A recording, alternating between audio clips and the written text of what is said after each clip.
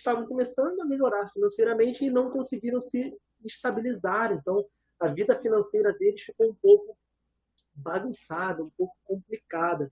E eles não tinham educação financeira, então eles não estavam preparados para poder sustentar durante aquele tempo ali, não somente a família, mas ter uma segurança financeira para a sua família. O pai, mesmo assim, não perdeu o emprego, continuou trabalhando sem problemas nenhum. A mãe continuou cuidando desses dois filhos, eles já estavam na escola, estudando, cresceram, dificuldades ali, mas eles não deixaram de ter o melhor para aquelas crianças que eles faziam o máximo para eles. Só que a mãe, ela abdicou dos seus estudos, ela abdicou de conhecimento para poder alavancar a vida dela e quando chegasse um determinado momento que aquelas crianças estivessem grandes, como era a proposta dela, para a vida dela e para a família também. Mas o que aconteceu? Essas crianças cresceram, e o pai também conseguiu evoluir um pouco mais financeiramente no seu trabalho, naquela mesma empresa que ele estava. Ele ficou ali por 30 anos, cresceu ali. Só que quando o mais novo deles, ele tinha exatamente 13 anos. E o mais velho, 15 anos. A mãe decidiu voltar a estudar, porque agora eles já poderiam ficar em casa sozinhos, já ajudavam em casa. Essa mãe voltou a estudar. Só que essa mãe, ela tinha um grande propósito na vida dela. Na verdade, ela tinha até mais do que um grande propósito. Ela tinha um grande porquê para voltar a estudar. Então, ela decidiu voltar a estudar, prestou um vestibular, ela sabia exatamente o que ela queria fazer para a vida dela, com as pessoas que ela queria ajudar. Ou seja, antes de ela voltar a estudar, ela já tinha o segundo grau completo, ela já prestou a faculdade e ela estava querendo ajudar pessoas. Esse era um dos objetivos principais. Só que ela queria começar ajudando a sua própria família. E ela foi cursar uma faculdade de psicologia. E olha o que aconteceu, pessoal. Quando ela foi estudar, ela estudou com tanta garra, com tanta vontade, porque ela ficou 14 anos, 15 anos cuidando daqueles dois filhos ali com muito amor e carinho. Só que ela desenvolveu bons hábitos. Então, ela, além de ter um desejo ardente de ajudar pessoas, ela tinha um grande porquê estar fazendo aquela faculdade. E através dos bons hábitos que foram criados, por ela estar ali se desenvolvendo, insistindo e buscando aquilo ali até o fim, ela teve um grande sucesso, não somente na sua faculdade. Ela cursou a sua faculdade, foram 4 anos de excelência e ela conseguiu se formar, conseguiu entregar os seus trabalhos, fazer tudo o que ela tinha que fazer e ela entrou para o mercado profissional. Só que ela, desde o início, resolveu ser empreendedora. Então, ela foi também ali, assim que saiu da faculdade, já se desenvolvendo no mercado de empreendedorismo, montou a sua própria clínica. Ela ajudava pacientes, mas ela ajudava também profissionais que trabalhavam ali com ela, em diversas áreas, principalmente na área de psicologia. Eu contei essa história aqui para vocês, pessoal, porque os 6 passos, as 6 coisas que os milionários, não falo os grandes milionários, né, porque é o que eu vejo quando estou com meus amigos, quando estou com nossos parceiros aqui que nos assistem no YouTube, eles querem tanto buscar, que é o sucesso, riqueza. Só que a história dessa mãe, dessa família, ela retrata essas 6 coisas que os grandes ricos investem, tá bom? O principal deles foi o que essa mãe fez de ter um desejo ardente dentro dela. Isso tudo que eu vou falar para vocês hoje aqui, pessoal, é de muito estudo, muitos livros que eu consegui chegar nessa conclusão dessas 6 coisas que os ricos investem, os grandes milionários. Alguns cursos que eu já fiz, aliás, alguns não, muitos cursos que eu fiz e faço até hoje, mentorias que eu participo, e eu estou trazendo esse conteúdo para vocês aqui com muita alegria, com muito amor e carinho. Então, pega papel, pega caneta, porque esse primeiro hábito você já precisa anotar. você precisa ter um desejo ardente, você precisa ter um grande porquê. Beleza? Vamos lá, pessoal. Papel e caneta na mão e anota, então, as 6 coisas que os ricos investem. A primeira coisa delas é em bons hábitos. Quais são esses bons hábitos? Muitas pessoas ficam, Daniel, mas eu vejo na internet, no YouTube, em cursos, em livros, em diversos lugares. Às vezes eu participo de algumas lives e eu vejo lá as pessoas perguntando, quando se fala em hábito, quanto tempo para se ter um hábito? Como eu faço para realmente criar um hábito novo ou transformar algum hábito que eu não quero mais fazer em um hábito que eu quero fazer, um hábito novo a partir de agora. E realmente existem esses estudos, essas estatísticas que 21 dias, 30 dias, se você repetir aquela repetição mesmo naquilo que você quer, para ficar mais claro aqui para vocês. Mas eu tenho uma coisa para poder te dizer. Essa aqui é a frase do final. Não vou falar agora não. Lá no final eu conto essa frase aqui para todos vocês. Porém, uma notícia muito importante para vocês anotarem, que vai fazer com que esse hábito ele realmente se concretize na sua vida. Você precisa ter um grande porquê. Muitas pessoas elas começam pelo o quê. Então, eu quero chegar a R$ 1 milhão. Eu quero ter um grande investimento onde a rentabilidade dele sustente a minha vida. E aí eu possa trabalhar com mais tranquilidade, eu possa desenvolver coisas que eu gosto. Eu tenho uma notícia para te dar, meu caro amigo. Se você não começar a fazer o que você gosta agora, tendo um grande porquê para estar fazendo aquilo ali, você não vai conseguir manter esse hábito por muito tempo. Você pode até forçar por 21 dias, você pode até ficar 30 dias ali se desenvolvendo para que realmente isso seja implantado na sua mente, vamos dizer assim, de forma mais agressiva, beleza, pessoal? Não precisa se bater, tá bom? É só de forma mais agressiva por de tanta insistência sua. Pode ser que dê certo? Sim. Só que isso não é sustentável no longo prazo. Você que quer realmente criar um hábito novo, quiser transformar algo na sua vida, você precisa ter um grande porquê. Anote isso, que isso é muito importante. Isso é a primeira coisa que o rico investe em bons hábitos. E para você ter bons hábitos, você precisa ter um grande porquê. Beleza, pessoal? Vamos para o segundo passo, então, o número 2 de hoje. O número 2 de hoje é bem bacana. Você precisa investir em conhecimento. Conhecimento. Antes de eu falar sobre investimentos em conhecimento, eu preciso que você anote também algumas coisas aí. Eu vi uma reportagem, uma notícia hoje, falando de 2 jovens também que começaram a investir. Um deles começou com 22 anos de idade e o outro começou com 30 anos de idade. O objetivo deles era, quando chegasse com 40 anos, eles estarem já querendo se aposentar, os dois. Uma mentalidade muito bacana, eles já estavam criando bons hábitos, estudando livros, cursos, algumas coisas que eles já vinham fazendo, principalmente nesse mundo financeiro, estudar educação financeira, tudo bem?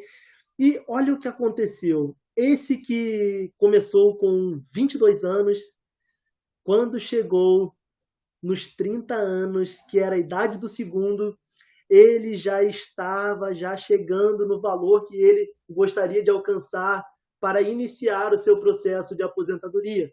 Enquanto aquele que tinha 30 anos, que estava começando, já estava com 38. Então, ele também estava ali chegando no mesmo estágio, mas veja a diferença. Um estava com 30 e o outro estava com 38. O objetivo era os 40, tanto de um quanto de outro. Então, veja já, desde já, a importância de você começar a criar bons hábitos, de você começar a criar a sua mentalidade de investidor o mais cedo possível. Ah, Daniel, então eu estou com 35, como é que eu faço? Comece já. Não fique atento, mas esse tinha 40, esse tinha 35, esse tinha 32. Não. O mais importante de tudo é o que eu vou te falar agora. Existem dois momentos muito importantes de você plantar uma árvore. Dois momentos. Anote isso, isso é muito importante. O primeiro momento, ele foi há exatamente 10 anos atrás. E o segundo melhor momento para você plantar essa outra árvore é exatamente agora. Então, você que está assistindo esse vídeo, você que está aqui ao vivo conosco, ou você que está assistindo depois aqui pelo YouTube, no canal da Sil Coach, além de você deixar o seu joinha, se inscrever, compartilhe com outros amigos, com outros conhecidos seus, nos seus grupos, se você trabalha com marketing multinível, na sua empresa, no seu negócio, na sua rede de relacionamentos. Porque isso aqui, esses 6 coisas que os ricos investem, vai ajudar não somente você, mas diversas outras pessoas. Tudo bem, pessoal? Vamos continuar, então. O segundo passo é o conhecimento, como eu estava falando com vocês aqui, mas eu precisava antes compartilhar isso aqui com vocês. Então, o segundo passo que os ricos investem, a segunda coisa que os ricos investem é em conhecimento. E aqui nessa parte de conhecimento eu vou falar muito mais de reflexão com vocês. Então, analise aí nesse momento, escreva no seu papel aí onde você já anotou o passo 1 e agora você está anotando esse passo 2, a seguinte pergunta: qual foi o último curso, a última especialização que você fez na sua área? Vamos começar pelos negócios, vamos começar pelo empreendedorismo, ou então na sua área, ali onde você trabalha, seja de carteira assinada, não tem problema, mas qual foi? Anote isso, é muito importante. Qual foi o último curso, a última especialização que você fez na sua área para ter esse desenvolvimento, para continuar alavancando a sua vida financeira? Muitas pessoas falam assim, Daniel, mas então se eu investir nos meus negócios, eu vou estar investindo na minha vida financeira, nas minhas finanças? Sim, pessoal, tem um vídeo aqui no canal da Sil Coach no YouTube. Aliás, tem diversos vídeos meus aqui. Depois é muito importante que você assista também os outros, porque eles se encaixam. A educação financeira, eu chamo de sucesso, riqueza. Essa educação financeira, ela vai além. Não é simplesmente, então eu vou te ensinar. Não é uma matéria de escola, onde o professor vem com o modelo tradicional de ensino, que foi criado no Brasil, não pelos professores, mas foi implantado pelo sistema, e ele vai lá e te ensina aquele passo a passo, você repete e vai ter um grande sucesso na sua vida. Não, é muito mais do que apenas um conteúdo, é uma mudança de mentalidade. Já já nós vamos falar um pouco mais sobre isso em outros passos. Mas vamos continuar aqui. Qual foi a última vez que você fez um curso de liderança, de alta performance?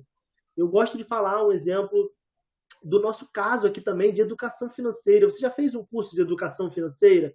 Porque, pelo que eu lembro, nas escolas, até o início desse ano, olha só, não tinha aula de educação financeira nas escolas. E a partir desse ano foi implantada uma lei, 2020, que todas as escolas deveriam ter essa aula de educação financeira. Não chegou a dar tempo por conta da pandemia, por conta desse processo que estamos vivendo no mundo inteiro, mas começamos uma evolução para as crianças. Tudo bem, pessoal? Mas quando foi a última vez? E aí agora uma outra pergunta de reflexão aqui para você, que é muito importante. O que você tem buscado para se desenvolver? Ou seja, muitas pessoas querem ter R$ 1 milhão, muitas pessoas querem ter os seus primeiros investimentos, querem ir alavancando nesses investimentos, porém elas não fizeram nada ainda para poder desenvolver a mentalidade dela financeira, da mentalidade de pobre para a mentalidade de riqueza. Lembrando que riqueza e pobreza é estado de espírito.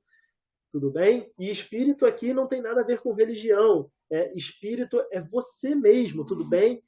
Eu gosto de falar muito que corpo e mente é como um sistema único, e o espírito é algo além. Então, é aquilo que realmente está dentro de você. Você tem desenvolvido isso na sua área financeira? O que você pensa, o que acontece com você quando você recebe o seu salário, ou na sua empresa ali você recebe o seu prolabore, ou se você é empreendedor individual com aquele valor que roda todos os dias na sua empresa, o que é que você faz quando aquele montante chega à sua mão? Você está na corrida dos ratos que Robert Kiyosaki fala conosco, lá no livro Pai Rico, Pai Pobre, Ou então você já tem a mentalidade de prosperidade, que o valor chega nas suas mãos. Primeiro você investe, com o lucro você reinveste, você cria essa bola de neve aí dos juros compostos, que muitas pessoas falam, então isso é os juros compostos, sim. E aí depois, com o seu salário que sobra, com o restante do seu salário, você paga suas contas. Mas aí, Daniel, não sobra dinheiro, ou não dá dinheiro para eu pagar as minhas contas. Então, eu vou te dar uma notícia muito boa. Chegou o momento de você criar múltiplas fontes de renda. Já já nós falaremos sobre isso também, beleza? Então, vamos continuar. Te ensinaram que você precisa trabalhar. Muito bem, pessoal. Só que anota isso também ainda nesse segundo passo do conhecimento. Você precisa trabalhar sim, só que você não pode ficar nessa corrida dos ratos, como eu falei. O grande foco, o grande sucesso, ele está quando você trabalha para ter uma mentalidade de investidor. Então, todas as vezes, a partir de hoje, anota aí, a primeira coisa que você vai fazer é retirar um percentual para investimentos. De repente você vai falar assim, Daniel, mas R$ 100 é o que eu consigo tirar o máximo aqui para poder investir. E eu tenho uma notícia muito boa para te dar, meu amigo. Se você tem esses R$ 100 para começar a investir, faça agora. Hoje é dia 10, ainda dá tempo. Estamos no dia 10 de agosto, esse vídeo aqui está rolando. Então ainda dá tempo. Agora é o segundo momento de plantar uma excelente árvore. Pegue já um percentual do seu salário e comece a fazer os seus primeiros investimentos. Tudo bem? Quem depois quiser tirar alguma dúvida, fazer alguma pergunta mais a fundo sobre investimentos, pode ir no meu canal do Instagram, @daniel.costaoficial, ou aqui no canal, aqui no YouTube mesmo, depois que acabar esse vídeo, faça um comentário e eu responderei todos vocês. Tudo bem, pessoal? Vamos ao nosso terceiro passo. O que é que os ricos continuam fazendo, pessoal, para ter um sucesso? Riqueza. Lembrando que isso tudo é estado de espírito, é corpo e mente. Corpo e mente como um sistema único. Tudo bem? Então vamos lá. Os ricos, eles investem, anota, papel e caneta aí, que eu já sei que vocês já anotaram o passo 1 e 2. São 6 passos onde os ricos investem, não são 3 e nem 4, então fique até o final desse vídeo. Eles investem na família. Família, pessoal, é muito importante. Lembrando que algumas pessoas já falaram assim para mim, quando eu estou com elas, ou em algum atendimento, Daniel, mas eu não sou casado, isso ou aquilo. Não tem problema, calma. Família pode ser você, o seu pai, a sua mãe, ou aqueles que te criaram, pode ser com quem você convive ali no ambiente. Então você precisa investir na sua família, você precisa estar muito tranquilo com eles, você precisa ter um ambiente bom. Aquele que cuida da família, que tem uma relação de harmonia, que é algo muito importante para que você venha ter sucesso financeiro. Tudo bem? Então, isso é de muito, como eu falei para todos vocês, eu vou repetir, isso aqui vem de estudos, de muitos livros, de muitos cursos que eu fiz, aonde lá estão os grandes hábitos, lá está exatamente o que os grandes milionários, os ricos, as pessoas muito prósperas, o que elas fazem e fizeram para poder alcançar esse sucesso financeiro. Então, invista na sua família. Se você, de repente, não fala com seu pai, não fala com a sua mãe, ou com seu irmão, ou com alguém que mora na sua casa, esse é o melhor momento, hoje mesmo é o melhor momento para que vocês façam as pazes, converse, tenha sua mente tranquila, peça ajuda, converse com ele.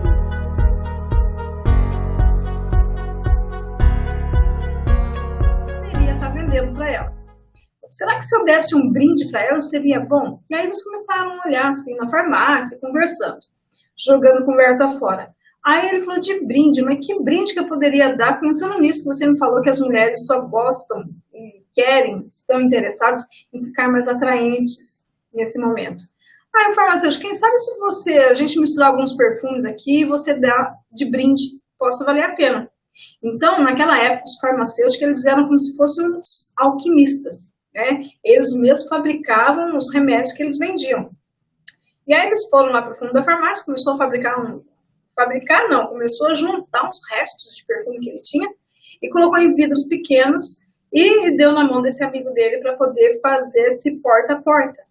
E aí, então, ao invés de ele bater de porta em porta, oferecendo livros, enciclopédia, ele falava assim, a senhora estaria interessada em experimentar uma amostra grátis de um perfume, lançamento único, exclusivo aqui, que eu trouxe para a senhora nessa manhã?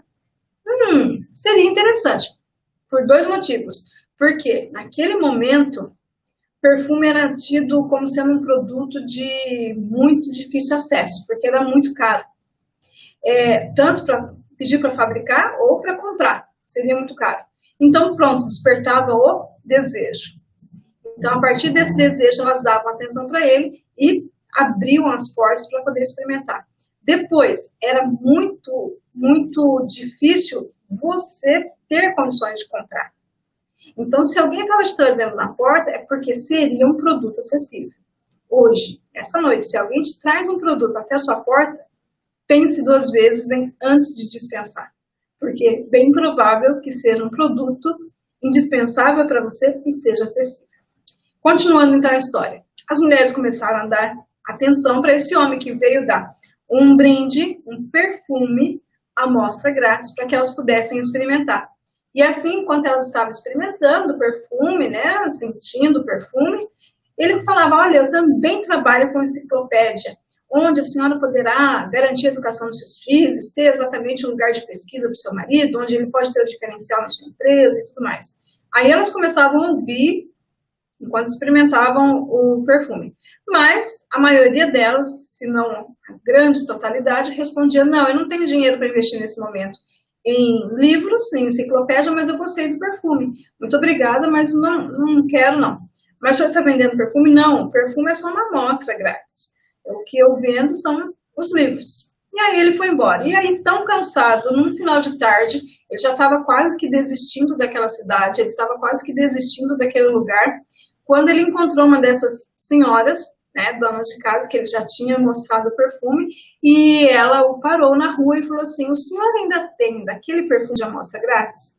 Eu gostei muito, meu marido também, e eu gostaria de adquirir 2 frascos daquele perfume.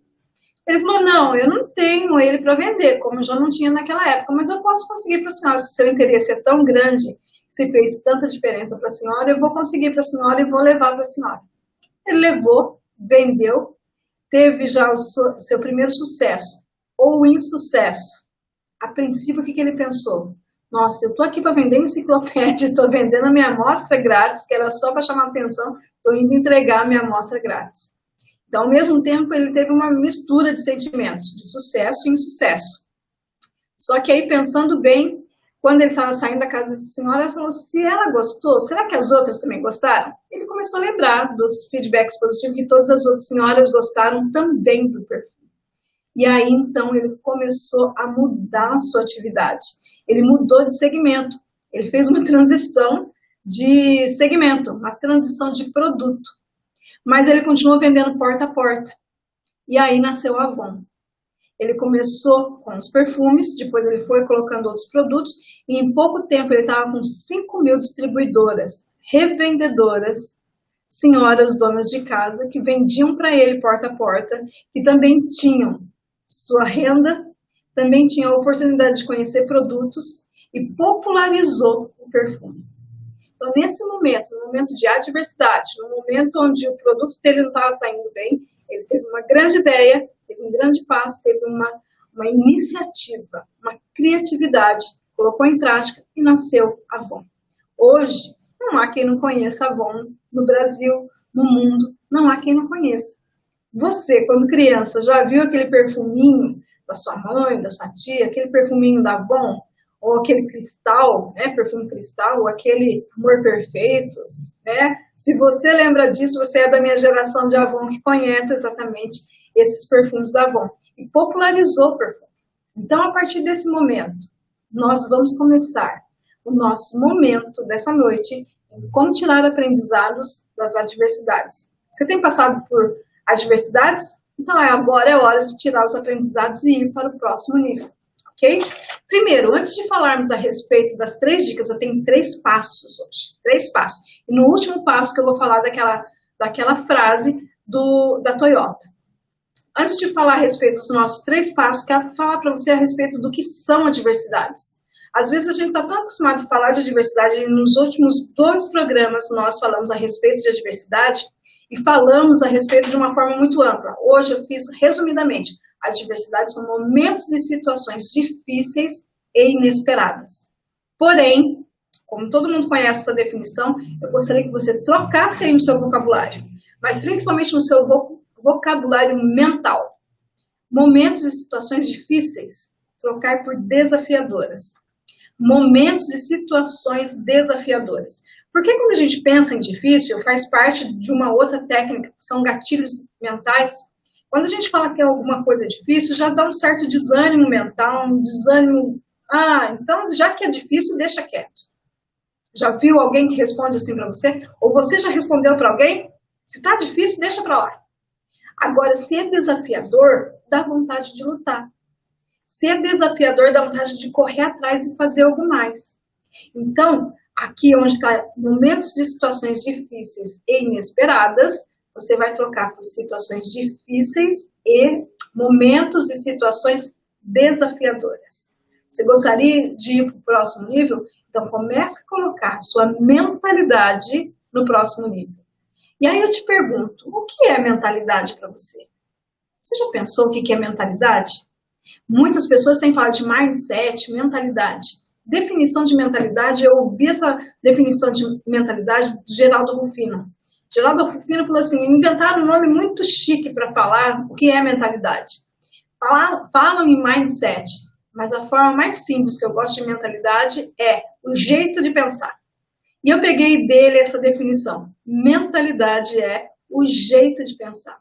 E mais que isso, eu acrescentei, o jeito de pensar é o jeito que os pensamentos são formados. Então, se você deseja ir para o próximo nível da sua vida, da sua empresa, na sua liderança, mude a sua mentalidade. E mentalidade é o jeito que os pensamentos são formados. Comece a formar pensamentos de uma forma que te impulsione para o próximo nível. Por isso, nós vamos trocar a palavra difícil para desafiadora. Ok? Combinado? Então, em conceito de adversidade, fechado, agora vamos para o conceito de aprendizado, já que nós vamos falar de como tirar aprendizado das adversidades. O que seria aprendizado? Quando nós falamos em aprendizado, o que vem à sua mente nesse momento? Então, eu peguei um conceito, uma definição de aprendizado como sendo conteúdo acrescentado ao que já era conhecido. Porque às vezes nós conhecemos o caminho, mas não temos aprendizado. E às vezes nós sabemos mais ou menos, mas não gerou aprendizado. Aprendizado é quando tem uma ação na sequência. Não adianta você conhecer e não agir. Quando você conhece e age, é considerado aprendizado. Por isso que o conceito fica conteúdo acrescentado àquilo que já era conhecido. E como que a gente vai acrescentar esse conteúdo? Colocando em ação. Você deseja ir para o próximo nível? Sim ou não? Responda aí no chat. Desejo o próximo nível. Desejo ou quero o próximo nível. Quero o próximo nível. Anote aí para mim nos nossos comentários. Quero o próximo nível. Para que eu possa ver. Agora eu não consigo ver seu comentário, mas quero ver depois. Quem deseja ir para o próximo nível também. Vem comigo para o próximo nível. Como eu falei para vocês, são 3 dicas que nós vamos passar para você a respeito de como gerar, como tirar aprendizado das adversidades. E quando a gente fala de aprendizado das adversidades, em todo momento, em qualquer área da nossa vida. Quando você passa por qualquer situação desafiadora, você tem que parar e pensar, qual o aprendizado? É a primeira coisa, você tem que pegar essa pergunta para você, qual o aprendizado? E as 3 dicas, se você está anotando aí, pegue papel e caneta, para você anotar os 3 passos dessa dica, porque essa dica é uma dica de ida sem volta, ok? Essa nossa dica significa ida. I de identificação, D de domínio e A de ação. É um caminho só de ida, não tem volta. Você deseja ir para o próximo nível? Saiba que é um caminho de ida sem volta. Por isso que quando eu falo de caminho próximo nível, eu sempre falo visualizando uma escada. Porque se fosse uma rampa, se você em algum momento cansar dessa subida do próximo nível, você escorrega e cai. Mas como se trata de uma escada de níveis, você pode descansar no patamar que você estiver, toma fôlego e vai para o próximo nível. Toma fôlego no próximo nível e vai para o próximo nível, tomando fôlego como se fosse uma escada. E esse caminho é um caminho de ida. Quando nós tiramos aprendizados das nossas adversidades, você sempre vai para frente. Você não vai para trás. Se você tira aprendizado, você não vai cair. Então, quando nós falamos de aprendizado na adversidade, é ida, identificação. Agora nós vamos contar um a um, passo a passo, de como que é esse caminho para o próximo nível, tirando o aprendizado das adversidades. Primeiro, identificação da diversidade. Primeiro, quando você estiver passando por uma situação, você tem que identificar que isso é uma adversidade, não é a pessoa. Não é uma pessoa. Não é contra uma pessoa que você está lidando. Não é contra fulano, ciclano, beltrano. Né? Não vou dar nomes aqui para ninguém se encaixar. Mas uma adversidade é uma situação. Uma situação que leva as pessoas a algumas condições, algumas decisões, algumas reações pensadas e impensadas, e vai gerando uma adversidade, uma situação inesperada. Nesse momento que nós estamos passando de pandemia, é uma adversidade? Sim, porque não é uma pessoa exatamente. É um vírus. É exatamente uma pandemia. É uma decisão do mundo inteiro pela reclusão, pelo afastamento das pessoas. Então, não é uma pessoa. Você não está lidando com uma pessoa. Então, primeira coisa, eu tenho que identificar a adversidade. Vou fazer uma identificação dessa adversidade. Dentro dessa identificação, eu vou trabalhar o era. Então, quando eu identifico que eu estou vivendo uma adversidade, eu tenho que tratar com era, que é o entender, respeitar e aceitar. Eu tenho que entender que essa adversidade, nós estamos propensos a passar por ela, e dentro do que nós vamos passar, saiba que vai passar. Não há mal que perdure, não há bem que ature. Então, sempre todo mal passa e todo bem passa. Se você está passando por uma adversidade na sua vida, respire fundo, tome fôlego e pense. Vai passar. O entender, então, envolve que a crise permite pessoas repensarem sua visão. Você já viu algumas pessoas nesse momento mudar a visão de negócio, mudar a missão do negócio, mudar o segmento? Assim como o fundador da Avon mudou o segmento de vendedor de enciclopédia e começou a vender perfume? Você já viu algumas pessoas passando por isso nesse momento de crise? Pois é, a crise é esse momento que você identifica, entende a diversidade, percebe que é uma adversidade que você está passando e você não vai brigar contra. Você vai entender esse momento. Você vai entender. Para que serve esse momento de identificação? A crise nos permite uma reinvenção. Então, nesse momento que você está entendendo, você está respeitando a crise, você está se reinventando. Então, quando você identifica, você vai avaliar os riscos, você vai avaliar exatamente o momento que está vivendo, qual a tendência de mercado. Como algumas pessoas têm falado que o nosso normal jamais vai ser o mesmo normal, nós não teremos o normal que nós tínhamos anteriormente, nós viveremos um novo normal. Nós vamos entender que então é momento de reinvenção de tudo que nós estamos vivendo dentro da adversidade. Ok? Então, desafios grandes nos obrigam a pensar diferente. Se você tem passado por um imenso desafio, saiba que é a hora de você repensar na sua mentalidade. Lembra que a gente falou a respeito de mentalidade, que é a forma que os pensamentos são criados? Então, é hora de eu pensar como que eu tenho formado os meus pensamentos. Eu sei que muitas vezes, enquanto nós estamos vivendo uma crise, nós estamos como se estivéssemos num redemoinho. Começa pequeno e vai abrindo na sua boca aqui e a velocidade vai aumentando.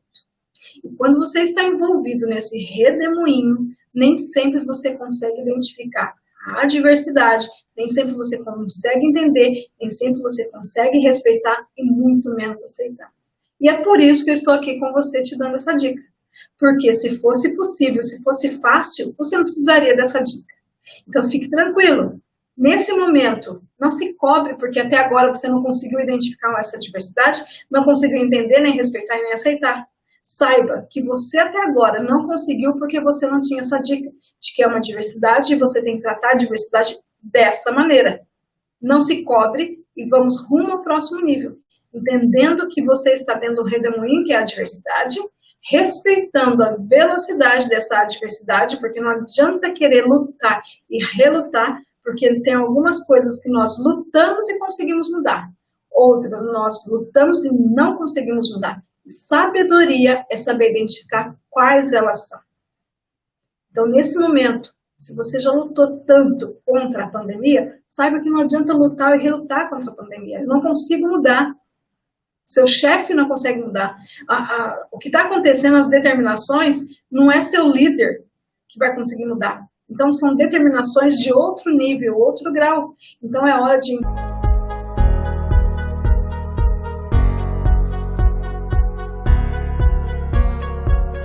São hábitos.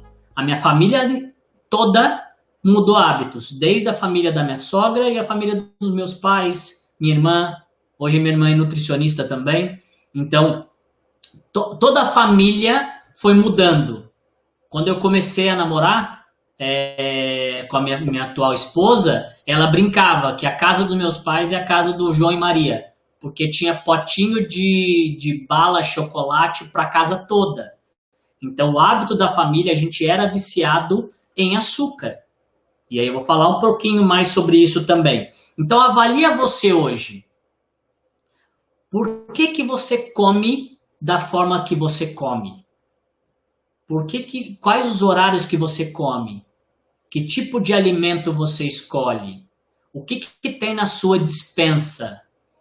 Quando você come de fome. Eu vou falar um pouquinho sobre os tipos de fome também que a gente tem, para vocês conseguirem se autoavaliar. Mas anota aí para você. Qual é a rotina que você tem com relação à alimentação? Você come descontrolado? Você come até chegar na tampa, que a gente brinca, né? Sair estufado? Tem alguma forma de você controlar isso daí também, né? A tua fome, então, você come por fome, que a gente chama fome física? Realmente você está com fome? Você costuma comer nos mesmos horários? Ou você come qualquer horário?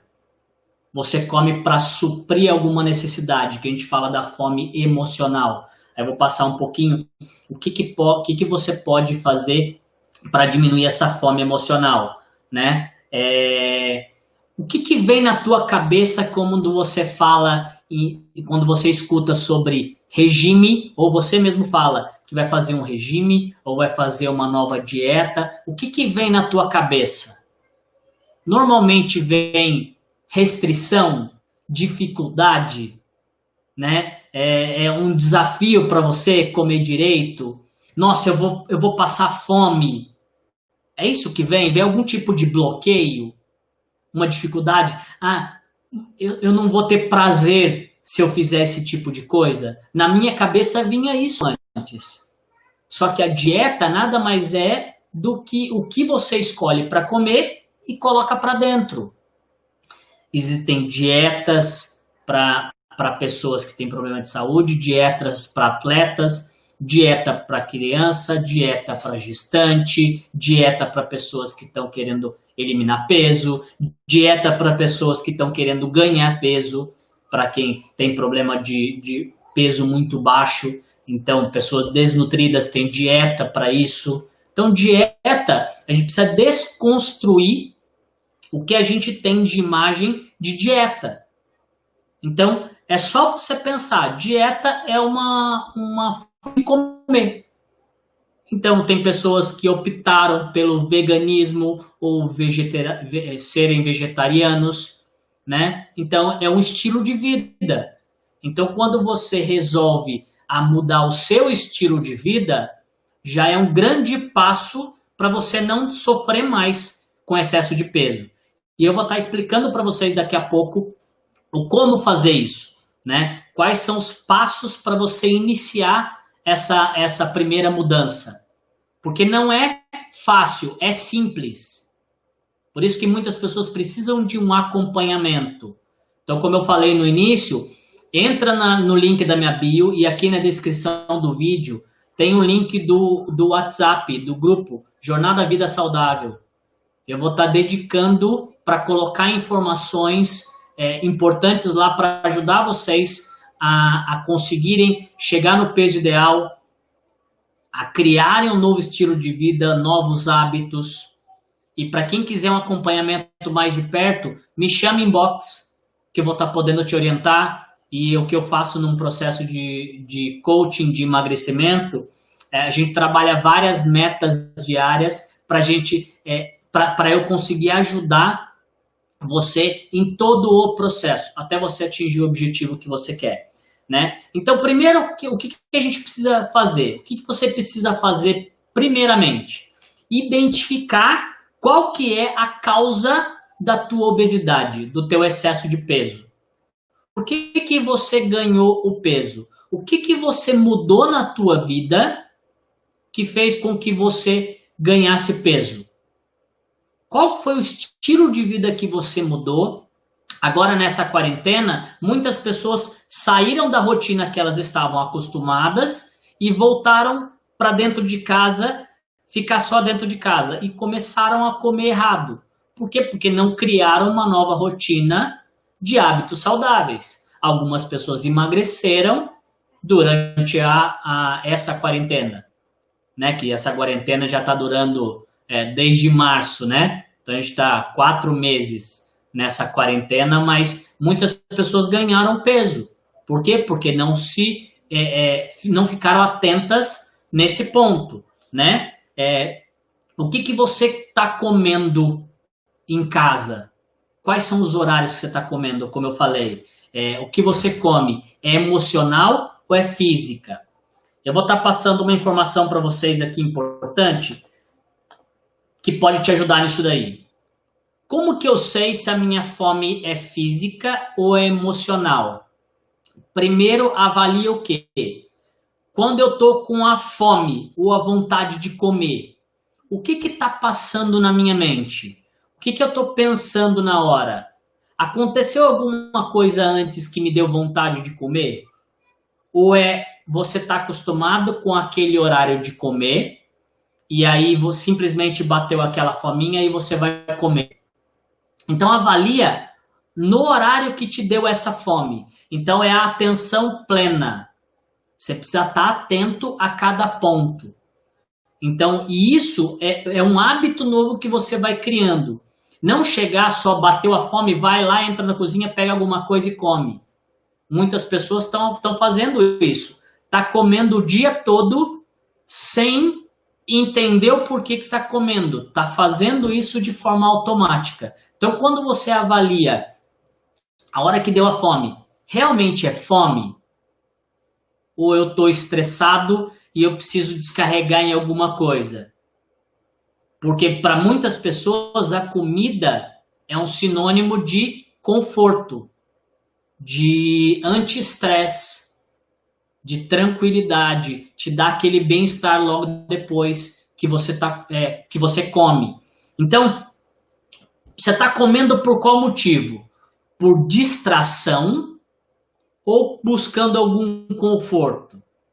Se você estiver comendo por um desses dois motivos, avalia para você. Eu estou comendo por distração. Sai da cozinha. Aqui tem alguns pontos que eu vou estar te passando aqui. Ó. Sai da cozinha. Mantenha as mãos ocupadas. Vai fazer alguma coisa, escrever, ou vai fazer algum exercício manual, né? Ocupa, ou para quem sente muita fome à noite, vai dormir mais cedo, né? Deita, vai ler, vai fazer uma atividade física, isso já te distrai e você já sai dessa coisa de ficar comendo toda hora, né? Ou para quem busca um conforto, vai fazer uma meditação, vai relaxar, né? Desliga equipamento eletrônico, desliga celular, porque muitas pessoas comem com o celular na mão. Olha, quando você vai em algum restaurante, como acontece com as pessoas. As pessoas costumam comer com o celular na mão, então perdem a presença do que está comendo, a forma que está comendo, não sente o sabor das coisas, né? Socializa com outras pessoas, não para comemorar, que eu sempre brinco, né? Não vai comemorar toda hora que você vai encontrar com alguém, você precisa comer, porque muitas pessoas, eu tenho certeza que você já passou por isso, né? convida uns amigos para ir em casa. O que a gente vai fazer para comer? Primeira coisa que vem na cabeça, né? A gente vai pedir uma pizza, vai fazer um churrasco, o que vai fazer? Por quê? Porque muitas vezes essa reunião de pessoas precisa ter comida no meio. Então, vai ajustando isso daí também, né? Cuida melhor do teu corpo. E aí, se a fome for realmente fome física, deu fome, tenha atenção no que você está comendo. Coma mais devagar. Para quem tem hábito de comer muito rápido, solta o garfo na mesa. Isso já são dicas práticas que pode estar te ajudando nesse processo, né? E come sem julgamento. Deu vontade de comer alguma coisa prazerosa de vez em quando. Come sem culpa, mas tenha atenção, porque quando você tem atenção, você não come exageradamente, né? Come até você se sentir saciado, não cheio, porque demora 15 minutos para o cérebro identificar que você está saciada, porque ele libera alguns hormônios que te dá saciedade. E aí leva 15 minutos. Pessoas que comem muito rápido, comem acima desse tempo. Então eu vou dar dicas de como você montar um prato de comida saudável, né? Então quando você começa a estipular horário para você comer, você já começa a treinar teu cérebro daquela nova rotina que está sendo feita. E aí você começa a sentir, isso é um hábito novo que você está criando. O cérebro começa a entender que você precisa comer de forma naqueles horários. E aí com isso você vai criando no teu cérebro esse hábito novo, né? E é aos poucos que vai fazendo. Então tem que continuar. Eu vou estar passando para vocês um plano de ação daqui a pouquinho, de como você conseguir estruturar toda essa mudança, né? Então, antes de você começar isso daí, você precisa tomar uma decisão.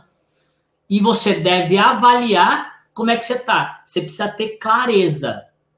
Clareza do ponto onde você está e clareza da onde você quer chegar, né? E a presença plena, né? E avaliar essa fome, então. Então, eu já passei isso daqui para vocês. Então, vamos iniciar agora o processo aí. Pega papel e caneta se você ainda não pegou. Que agora eu vou estar passando os 2 passos principais. Não são 2 passos, vai aumentar esses passos. Mas são os 2 pontos principais para a gente já estar iniciando isso daqui. Uma coisa importante para você entender durante o processo, quando você tem clareza desse processo que você precisa seguir, fica muito mais fácil. Por que muitas pessoas não conseguem chegar no peso que quer? Porque pega uma dieta restritiva e toda dieta restritiva ela tem data para iniciar, mas principalmente data para terminar. E aí as pessoas não ajustam toda a relação com a comida, com os hábitos, com a rotina dela, com o estilo de vida. E aí quando ela não ajusta isso, ela tem dificuldade em seguir isso a longo prazo, né? Deixa eu tomar uma minha água, que eu vou falar um pouquinho também sobre água. Isso daqui é chá verde, então vocês vão entender os benefícios também de você se hidratar. E é sem açúcar. Eu vou falar um pouquinho também sobre o açúcar. Então a comida, hoje em dia, está diretamente ligada a vício. Eu vou estar passando um pouco sobre isso daí. Então, começa a fazer uma autoavaliação. É a hora de você começar a se autoavaliar. Então, anota aí para você. Primeiro, você precisa saber qual o ponto de partida teu. Aonde você está. Então, anota aí para você. Para quem já sabe, para quem não sabe ainda, tarefinha. Anota teu peso. Mas costuma tirar o peso sempre na mesma balança, tá? Porque de uma balança para outra, por causa de aferição, pode dar até 3 quilos de diferença. E tem pessoas que vão pulando, né? De farmácia em farmácia para escolher a balança que pesa menos. Eu não sei se você já passou por isso ou conhece alguém que passa por isso. Toda farmácia vai pesando, a balança que pesa menos fica lá. Tem pessoas que têm problema de estar se pesando. A importância de você se pesar é para você ter um ponto de início, um ponto de referência. mas não pesa todo dia. Eu sempre aconselho as pessoas que eu estou acompanhando para pesar uma vez por semana, para ir tendo uma comparação. Você não fica bitolado na balança. Tem pessoas que pesam de manhã, pesam depois que come, pesam à noite. É muito problemático isso quando você começa a ter esse hábito de ficar se pesando toda hora. Mas uma vez por semana você consegue seguir o controle. Tem pessoas que precisam pesar todos os dias, mas para uma referência. E não cria esse bloqueio emocional de ficar se pesando. Não fica fazendo o que eu brinco de chicoting, né? Se martirizando, se punindo por causa disso daí. É só um ponto de referência. Então, primeiro ponto, anota teu peso. Segundo ponto que você vai ter. Segundo ponto que você precisa prestar atenção aí é a tua medida abdominal. É uma forma fácil de você saber se você está acima do peso um pouco, se você está bem acima do peso ou está muito acima do peso. Que é a medida abdominal. Você pega uma fita métrica e você vai medir na altura do seu umbigo. Qual que é a medida que deu ali? Então, se você já tem fita métrica, anota. Se você ainda não tem fita métrica, aí arruma uma fita métrica e vai anotar. Em cima do teu umbigo. E aí eu vou te passar, anota aí para você. Mulheres precisa estar abaixo de 80 centímetros, essa medida. Homens abaixo de 90. Isso é a medida normal, para você saber se você está na tua faixa normal. Não está tendo risco para a tua saúde. Por quê? A medida abdominal, isso quer dizer o quê? Que a tua gordura visceral, que é a gordura que está em cima dos órgãos, está muito acima. Homem tem mais facilidade de manter aquela que as pessoas falam, né? Barriguinha de chope. Não é barriguinha de chope, é o excesso de gordura visceral, que causa muito risco para a saúde, principalmente risco cardiovascular. Aí, risco médio, quando começa a passar, está na faixa de mulheres de 80 a 84 centímetros, já começa a ter um risco médio. E homens de 90 a 94, já é um risco mais elevado. Para quem tem mulheres abaixo de 80 centímetros e homem abaixo de 90 centímetros, precisa só controlar o peso. O que é controlar o peso? Manter a faixa de peso ideal para você. Tá? Então esse é o primeiro ponto. Depois, risco mais alto, de 84 a 88 para mulheres e de 94 a 102 para homens. Já é um risco mais elevado. Aí precisa eliminar peso mesmo.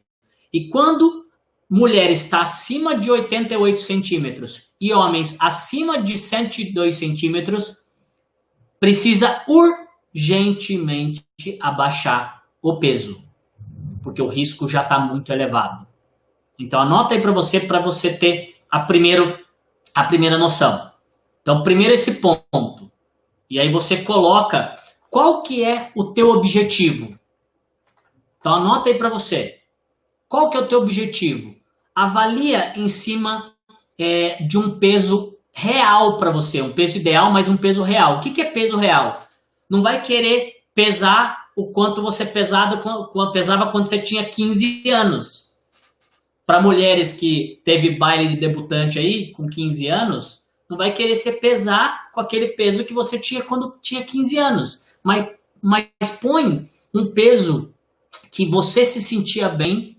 Para quem sempre sofreu com excesso de peso, busca pelo teu IMC e pela faixa etária de altura e de idade, qual que seria a faixa ideal. Você consegue achar isso na internet, ou para quem quer buscar um acompanhamento mais de perto, procura um nutricionista, um médico, teu nutricionista vai poder te orientar com relação à faixa ideal para você, mas avalia você.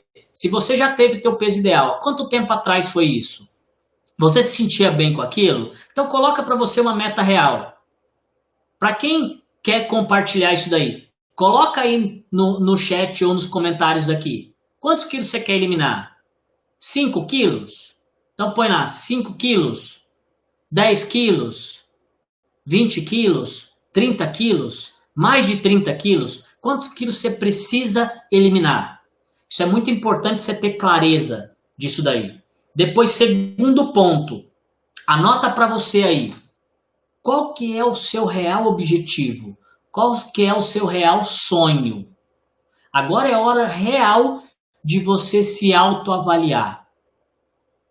Esse é dos pontos mais importantes quando eu começo um processo de coaching de emagrecimento. Eu sentar com a pessoa, é a pessoa desenhar o que ela quer de objetivo. Isso tem que ser claro para ela. Tanto a quantidade de peso, em quanto peso em tempo ela quer estar. Eu vou passar para vocês terem uma referência daqui a pouco, alguns dados. Mas em quanto tempo você quer chegar no teu peso ideal, né? Qual que é o seu real sonho? Eu quero chegar no final do ano, tá vestindo, para algumas mulheres, para alguns homens parece que é alguma coisa fútil, mas para as mulheres é muito importante a parte de roupa, de se sentir bem, de olhar no espelho. Mas anota aí para você, qual que é o teu objetivo?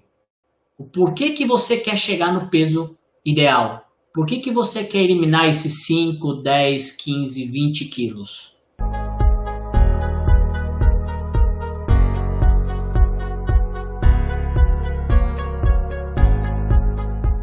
Isso, para os meus filhos. Eu tenho 2 filhos. Então tem dia que a Maria Eduarda, de 8 anos, ela vira para mim e fala: nossa, mãe, de novo você vai fazer curso? Você vai estudar de novo? Eu falo: filha, eu faço isso por você. Mamãe está estudando, mamãe está trabalhando para dar o melhor para você. Isso é normal, porque nós queremos dar o melhor para os nossos filhos. Então isso é muito importante, a gente entender essa dinâmica também dos nossos pais. Isso é importante demais. Então, o que acontece? Esse emaranhado, ele é como se fosse aquele fio invisível, sabe? Um fio invisível que você não está vendo, mas através desse fio invisível você está sendo ligada aos seus ancestrais, à sua família de origem, tá bom? Porque existem várias questões do pertencimento, né? Existe pertencimento pela família de origem, existe o pertencimento... Pessoal, pode ir comentando aqui, tá? Comentando aqui, se quiser alguma pergunta, depois eu respondo, tá? Existe o pertencimento existencial, existe aquele pertencimento porque a pessoa ela fez algo muito importante na sua vida, ela foi a peça fundamental na sua vida, é aquela questão quando tá, sabe, aquela pessoa tá lá se afogando e de repente aquele salva-vida vai lá e ele não é da família dele, ele nem sabe quem é a pessoa, mas é o trabalho, é a missão que ele tá ali de salvar aquela vida. E esse pertencimento, ele é por vantagem. Então, se não fosse aquele salva-vidas de salvar aquela pessoa, ela ia se afogar. Então, aquele salva-vidas, aquela pessoa desconhecida, ele passa a fazer parte do sistema daquela pessoa, tá? Por vantagem. Porque se não fosse aquele salva-vidas, aquela pessoa não estava entre nós. Porque muitas pessoas estão quase morrendo e são salvas.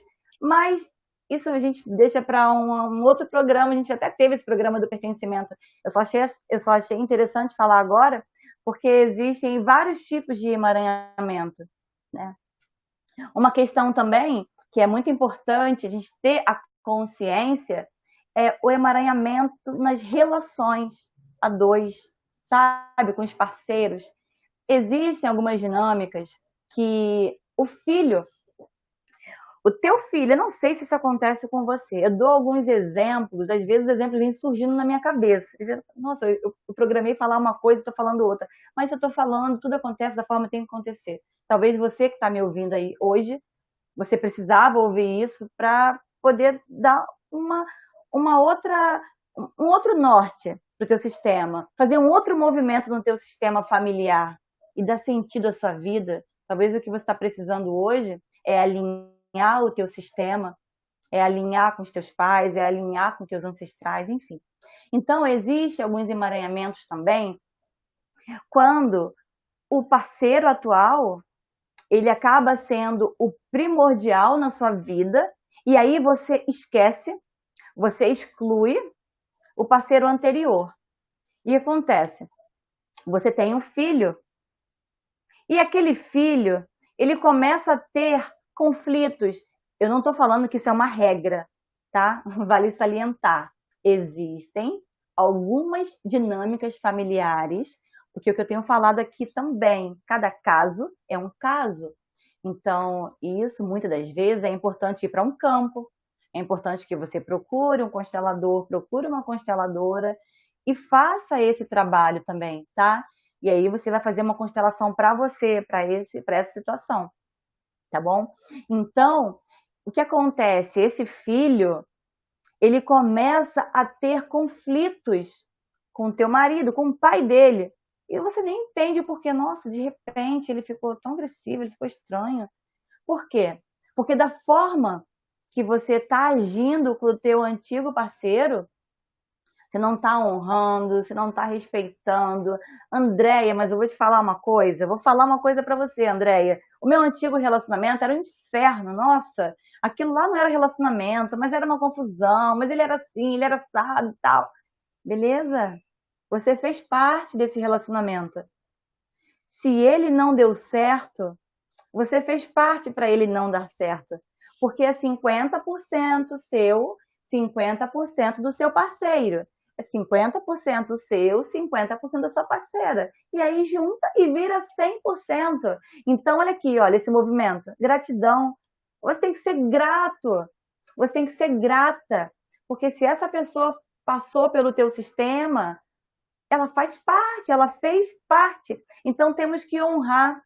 E às vezes o emaranhamento começa daí.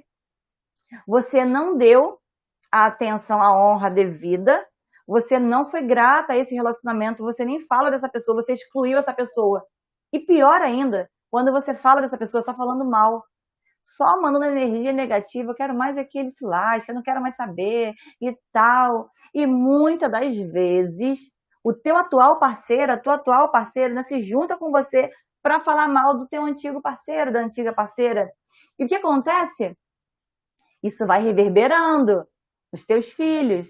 E aí, o teu filho, ele se coloca no lugar daquele antigo parceiro. Mas como assim se coloca no lugar? Não estou entendendo. De forma inconsciente. A alma dele está gritando por justiça, está querendo honrar aquela pessoa que passou pela sua vida e você excluiu. Nossa, mas como é isso? O que é isso? Eu não estou entendendo nada, agora ficou tudo confuso.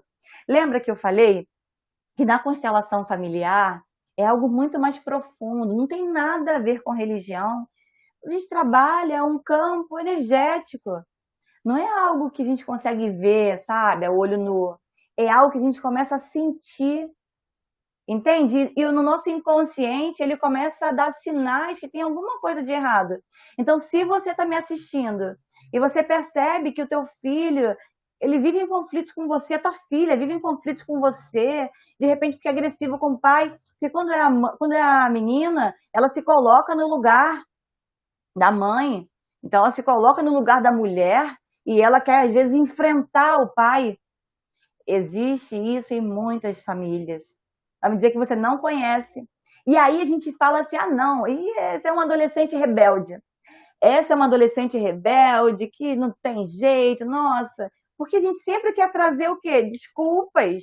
Aquelas desculpas inteligentes. A gente não quer olhar pra gente, calma aí. E agora que você está criando essa consciência sobre a constelação familiar sistêmica, você pode perceber, caramba, faz sentido. Nossa, eu já vi uma situação dessa, eu já vi uma dinâmica dessa acontecer. Caramba, por isso que a minha amiga falava tanto que a filha dela, nossa, do nada começou a brigar com o pai, estava agressiva, queria enfrentar. Às vezes está olhando para uma situação do teu passado, de um antigo relacionamento seu. Por isso que é tão importante honrarmos os nossos antigos parceiros. Você tem que honrar. Mas olha, ele me traiu, ele me bateu, ele foi um filho da mãe comigo. Não estou falando que você tem que amar, que ele tem que ser o seu melhor amigo, que você vai colocar lá no Facebook, no Instagram, melhores amigos. Não, não é isso que eu estou falando. Mas eu estou falando é o sentimento. O sentimento que você tem que ter em relação a esses antigos, primeiro, segundo, enfim, os anteriores relacionamentos seus, é de gratidão, você tem que ser grata, essa pessoa passou pela sua história, essa pessoa passou pela sua vida, fez parte da sua história. Eu hoje estava conversando muito com a Gabriela, minha amiga, a gente estava conversando, porque eu ia falar sobre isso no programa, eu falei, nossa, caramba, bacana, né, essa questão de ter que honrar os antigos parceiros e tal, e eu estava falando, nossa, sou muito grata, meu primeiro marido passou pela minha vida, nossa, eu aprendi tanta coisa, eu errei tanto, fiz tantas coisas que hoje não faria, mas eu tinha 18 anos, hoje eu tenho 35 anos, então, assim, muitos anos se passaram, muitas coisas aconteceram, eu o feri, ele me feriu, só que dentro de mim o que eu tenho é só amor, gratidão para com ele. Por quê? Porque ele fez parte da minha vida, ele fez parte da minha história. Então eu aprendi muito no meu relacionamento com ele. Eu aprendi muito no meu primeiro casamento. Hoje estou no meu segundo casamento, mas eu tenho que honrar o primeiro. Porque talvez se não tivesse honrado o meu primeiro casamento, o meu casamento hoje não seria tão sadio. Ele não seria tão tranquilo, tão leve. Óbvio, tem problemas, como todo casal tem problemas, tem que resolver conflitos. Isso é normal, são duas pessoas diferentes, dois pensamentos diferentes. Então, pensa hoje comigo, talvez os conflitos que hoje você está tendo na tua vida conjugal, na tua vida sentimental, é porque você não está honrando o teu antigo parceiro, a tua antiga parceira, talvez você não está honrando a primeira esposa do teu marido. Pensa comigo. Tá fazendo sentido, pessoal, até aqui? Vai colocando aqui no chat. Gente, foi o que eu falei, hoje é um programa de interação, quero interagir com vocês. Podem fazer perguntas, algumas pessoas me chamaram no direct também, na semana passada, para tirar algumas perguntas, algumas me mandaram zap. Mas, enfim, o meu canal do Instagram vai aparecer aí na tela daqui a alguns segundos, porque essa equipe é maravilhosa, essa produção. Eu vou colocar aqui o meu Instagram, @Andreia Gonçalves Oficial. E se você não me segue nas redes sociais, me segue lá nas redes sociais, coloca lá sua pergunta, tira a tua dúvida, eu vou ter um prazer enorme. Gente, no Dia dos Pais eu estava esclarecendo algumas dúvidas, algumas pessoas me mandaram direct, foi muito legal, muito gostoso, eu estou aqui para somar na vida de vocês. E quando a gente traz essa consciência, olha o que eu estou falando, é tão legal quando a gente traz a consciência. Quando eu trago essa consciência para vocês, eu trago para mim também. Como eu falei hoje, eu estava pensando, passou um filme pela minha cabeça, eu falei, caramba, que bacana, que legal, que bem antes de eu conhecer a constelação, eu já fazia essa honra, né, aos meus antigos parceiros, e agora muito mais, porque a gente não pode excluir o nosso passado. Ah, mas Andréia, mas eu não posso falar do meu primeiro marido, meu primeiro namorado. Nossa, Andréia, se eu falar para minha atual, da minha antiga namorada, vai ter briga lá em casa. Cara, olha só, ninguém apaga o passado. A gente não pode, como é que a gente vai tirar toda a história que a gente viveu? Como que a gente vai excluir todas as pessoas que passaram pelas nossas vidas? Talvez hoje você é o que você é hoje por conta dessas pessoas que passaram na sua vida. Então isso é muito importante, isso é muito importante. Tá fazendo sentido, gente, para vocês? Escrevam aqui, tá bom? Então, a gente já falou dos emaranhados dos nossos ancestrais, tá bom? Então, se hoje você não consegue vencer, ou você não consegue evoluir como você queria, se hoje você percebe que você começa algo e depois você para, se hoje você percebe que você não consegue ter constância, se hoje você se sente um pouco perdido ainda na vida, muitas das vezes você está honrando a história dos teus ancestrais. Então você está repetindo. Um exemplo também que vai ficar fácil para vocês é o seguinte: sabe aquela sua vontade do nada de prestar vestibular para medicina? Do nada, não tem. Das pessoas que você conhece, ninguém é médico. A tua mãe, do teu pai, de algum irmão, algum tio, enfim, alguns familiares que você conhece há pouco tempo, agora que você conheceu em vida. às vezes essa vontade tão grande sua de prestar medicina, de ser um médico, é para honrar um ancestral teu, que às vezes era o sonho dele e ele não conseguiu realizar. Então, no teu inconsciente, naquele desejo ardente da tua alma de honrar aquela pessoa que fez parte do teu sistema, mas que não está mais entre a gente e que você talvez nem conheceu. Isso também é uma forma de emaranhado, porque você está honrando essa pessoa sem nem conhecer. Porque na constelação familiar, não, você precisa conhecer a pessoa, você não precisa conhecer, não precisa fazer parte do mesmo espaço geográfico, tá? Não precisa de nada disso. Na constelação familiar sistêmica, o que envolve, o que realmente interessa é o amor, o que realmente interessa é o sentimento. E o que rege? É gratidão, aquelas 3 leis sistêmicas, lembra que eu falei delas no começo do programa de hoje também, que é a hierarquia, que é o pertencimento, é o equilíbrio de troca. Isso é importante demais. Ó, a Ellen colocou exato, tá fazendo muito sentido. A Munira, que legal, a Munira tá aqui com a gente.